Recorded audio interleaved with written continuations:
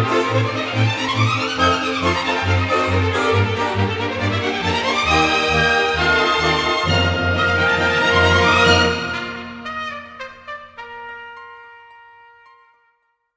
everybody to a video with a special guest, and that is London City Girl TV over at her channel on YouTube. And this video is basically going to be my 3 recommendations of films that she hasn't seen, seeing that she hasn't seen very many of the Studio Ghibli films. So I am recommending 3 that she should see, and she's going to give feedback on them through a video, so it's almost like a conversation. Hi everyone, I'm Samantha from London City Girl TV. Welcome to Studio Ghibli Week. So Thomas has already explained what we're doing here. He's recommended 3 Studio Ghibli films for me to watch, and I'll be sharing my impressions of them. The reason why we decided to hit up on this idea is because when we were talking about collaborating, it came out that I'd only actually seen around 4 Studio Ghibli films: Princess Mononoke, Spirited Away, Howl's Moving Castle, which is my absolute favourite, and Ponyo. So then we decided that he would recommend me 3 and I would talk about them. So let's go through the 3 films that I recommend. The first film I'm going to have to recommend is one of the early Ghibli works, and it's from director Isao Takahata, and it's Grave of the Fireflies. This is based on a semi-autobiographical story written by Akiyuki Nosaka, and it is set during World War II, following the young boy's struggle to survive after a severe bombing attack that happened in his city. Meanwhile, he's also trying to look after his younger sister after the recent death of the mother in the family. It's a powerfully emotional story, and it's absolutely heart-wrenching. You'd be so surprised how powerful an animated film can be, and I know Roger Ebert is a big fan of, was a big fan of that film because of just how powerful it is, and it really fitted being used. It could have been live action, but it fitted well to be animated because it gave concentration to all the nature and all the things that were going on, you know, creating that contrast of war and the beauty of nature, because it's the fact all this happens in places that you wouldn't expect, in forests, and just the destruction of purity in a sense. It's a real anti-war kind of film, and I think it's groundbreaking for animation, definitely. I'd have to say it's a highly mature story, mature in its themes, and it's a very serious film, which isn't common for animated films, especially at 1988. So I think it's a brilliant animated film. It's one of my favourite films of all time, and it's clearly one of the Ghibli greats. So that's number 1. So the first one that I am going to talk about is The Grave of Fireflies, and oh my god, that is such a heart-wrenching watch. I was not prepared for it, really. I went into all of these films slightly blind. Obviously, Thomas had kind of explained the summary, so I knew it was about a World War II kind of film, World War II setting. But I wasn't prepared for how emotionally kind of heart-wrenching it would be. So it's a poignant film about a brother and a sister whose town has been bombed during World War II, and their mother has died from injuries, and the basic necessities have been taken away from them. So for example, food and shelter and clothing, all of that become such a struggle, and it's quite difficult to watch because they're both quite young.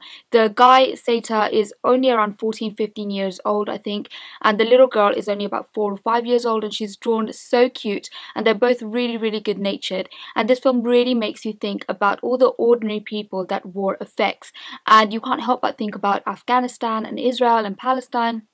And just think about all the ordinary people like you and me who aren't super highly politicized, who are just going about their own business, just wanting to live an ordinary life, and the impact that war has on them. It's quite a painful watch. As I said, I had to pause it a couple of times. I couldn't watch it in one go, and the fact that it was an animation made it all the more powerful for me, because growing up I associate animation films with Disney and kids films and just being cheerful and happy. Watership Down probably is the most kind of serious film that I've seen that's an animation, maybe a couple of Japanese films here and there, but really this is probably Grave of Fireflies is probably the most serious animated film that I've ever seen. It's a very powerful film. It's one that I would also recommend to people who are new to Studio Ghibli, so I can completely understand why Thomas recommended it to me. So it's an amazing film, very powerful, and really tough to watch. My second recommendation is going to have to be Nausicaa of the Valley of the Wind, which is one of my favourites again. And this one is directed by Hayao Miyazaki, and basically this story is set 1,000 years after an apocalyptic war happened that destroyed the human civilization and giving birth to a toxic jungle. This jungle is filled with a lot of insects and beasts and creatures of all sorts. And there's now a new living area, there's different living settlements, and this one's called the Valley of the Wind. So the film follows young Nausicaa, who is the princess of the Valley of the Wind, and is a peaceful, adventurous and agile girl who likes to explore the jungles at the protest of her father, the king. So much more happens with the plot, such as a cargo ship landing and just a lot of things going on. Without spoiling the plot too much, I just have to say that this is a highly adventurous film, and I think it's one of the most beautifully drawn films of all time.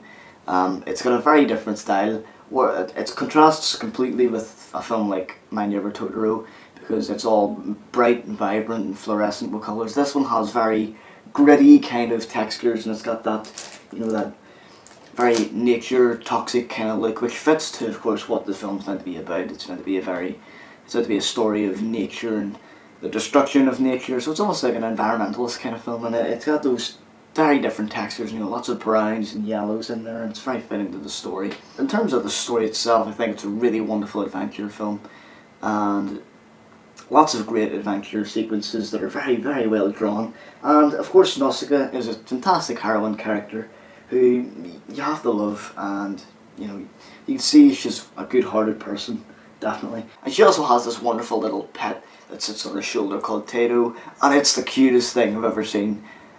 It's like a cat. It also kind of looks like a Pokemon as well. I'll show you a picture here.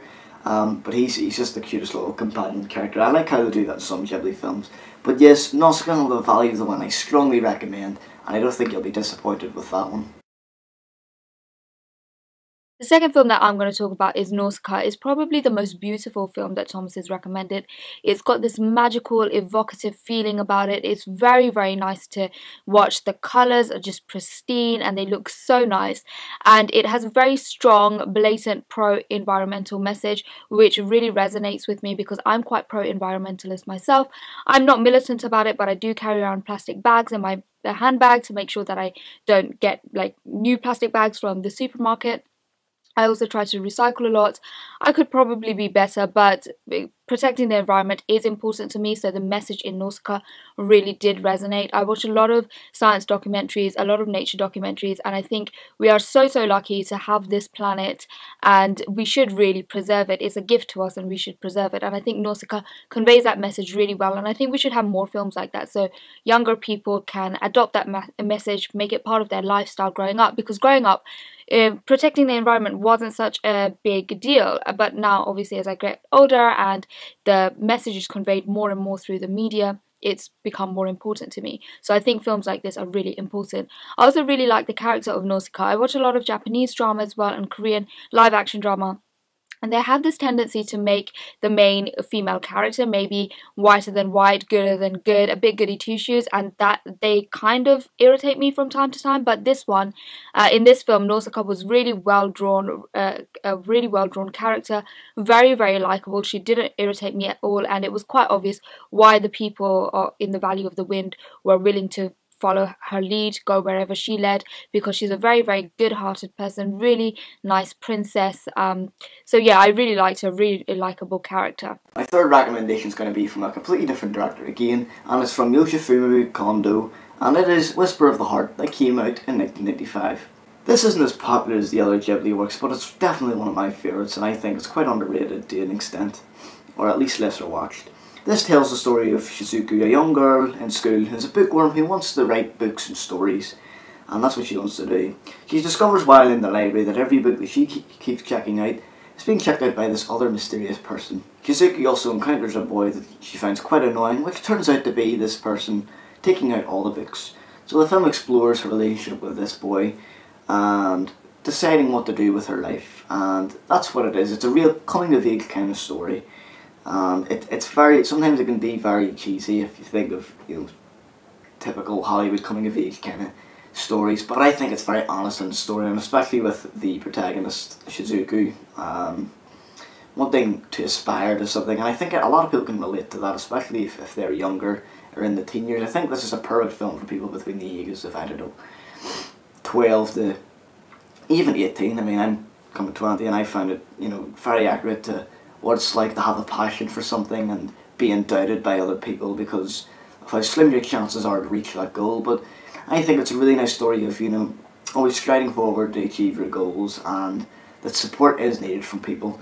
And I just love it. I think it's nicely humoured, it's very funny, wonderfully animated as usual. It's got a really great soundtrack also. And it's just got a very pure story. So overall, I would definitely recommend Whisper of the Heart for its very positive message about following your dreams and doing your best to try and achieve them, while also having a great soundtrack, wonderful characters, and just beautiful animation as usual. So, highly recommend that one. Hope you enjoyed that one as well. So, hope you enjoyed. So Whisper of the Heart is the third film that I watched after Grave of the Fireflies, and I was really, really grateful for this film because, as I said, Grave of the Fireflies was a very difficult film for me to watch. So Whisper of the Heart is much more modern. It's set in modern day Tokyo. Well, it has a slightly retro feel because it was made in the 80s, so you can see modern Tokyo but with an 80s twist kind of thing. It has a teen angst. It's got a central love story in the middle. The themes in it reminded me a little bit of John Hughes's films back in the 80s, and the romance for me didn't work too well because it was a bit teeny. It's something that I'd seen again and again in Japanese drama and stuff. So the boy and the girl start off hating each other and then they fall in love. So it's not an unusual story, but I did like the side supporting characters, the fact that the film felt quite well rounded because we see a glimpse of the main lead girl's family life. We see how her mum is studying for her masters. We see how her older sister is planning to move out. We see her best friend having a crush on another boy. So all of that makes this film seem very, very well rounded. The main girl for me didn't work so well. I didn't like her too much. She was a bit spoiled, a bit of a teenage brat kind of thing, but I do think that that's true to life. So I feel that this film was very much grounded in reality, much more than the two other films. Well, obviously Grave of Fireflies is also grounded in reality, but it's not a reality that I know, whereas Whisper of the Heart is something that I would be kind of familiar with as well. And it was quite uplifting, quite upbeat. It moved at quite a fun, rapid kind of pace, and it was just a fun, nice film to watch, and a bit unusual for the Studio Ghibli type of film that I'm used to watching anyway. It doesn't have any magical elements or anything like that, so I did like the realism of it. That concludes my thoughts on the 3 recommendations that Thomas gave to me. I really, really enjoyed Studio Ghibli Week. Thanks for letting me be a part of it. Yeah, so I had a great time. Thank you again, and I'll chat to you soon. Bye!